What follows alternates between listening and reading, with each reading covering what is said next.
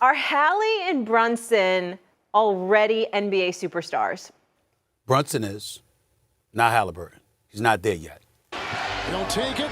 He'll backpedal a three for the win. And goal! He got it! But he's not a superstar. Haliburton isn't asked to do as much to carry their offense. Three, so it's important for me to come out here and just make plays. And, guys put me in position to make plays. And You're not talking about that with somebody like Haliburton. Certainly not yet. Carlisle's going to let him play. Haliburton steps back and hits. Tyrese Haliburton trying to take Cleveland's heart. But I'm talking about your level of consistent production on the basketball court. Looking. Haliburton driving. Pulls up. Jump shot. It's good! It's good! No hesitation in those big moments. He wants the ball in his hands.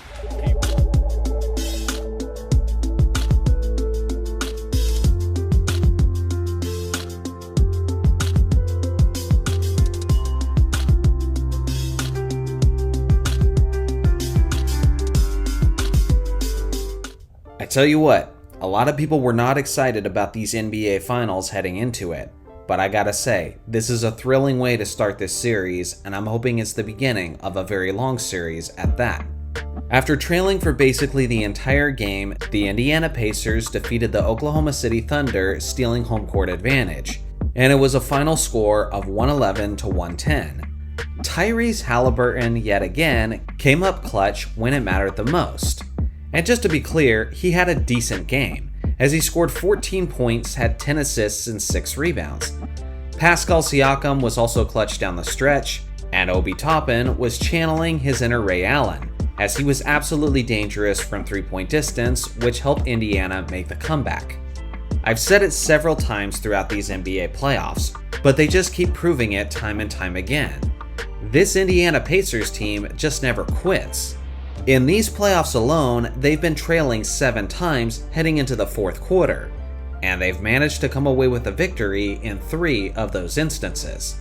In this game specifically, they were down by 14 points with less than 9 minutes left in the fourth quarter, and then they were down by 9 points with just under 3 minutes left. But they treat every play, every moment, and every possession like it matters, and because of that, they were able to squeak out the victory. And it's a victory that I think they needed badly, because in reality, OKC should have won this game. You had an MVP performance from SGA, as he had 38 points, 5 rebounds, and 3 assists. On top of that, they got off to a huge lead and their defense was dialed in, as they were absolutely smothering the Indiana offense early and was forcing tons of turnovers. They were in control throughout the vast majority of this contest, and I guarantee you, they're looking back on this loss wondering how they let this thing slip away.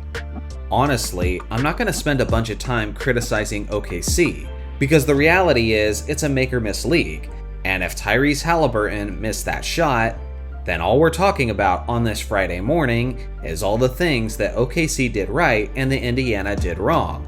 But simply because he made that shot, it's going to be the reverse among all the major talking heads. As I opened up with this video, this has been a conversation going on and on. If Tyrese Haliburton is an NBA superstar, and at this point I think it's quite obvious. He made it to the Eastern Conference Finals last year, and now he's in the NBA Finals taking home court advantage. And I think what's really interesting is he's carrying on the legacy of Reggie Miller in multiple ways. It wasn't just that choking motion that he did in the last series, but this guy is actually a very similar superstar to Miller, in the sense that he doesn't have the craziest stats and accolades. He doesn't have many All-NBA appearances, and he doesn't have any All-Defense Team appearances.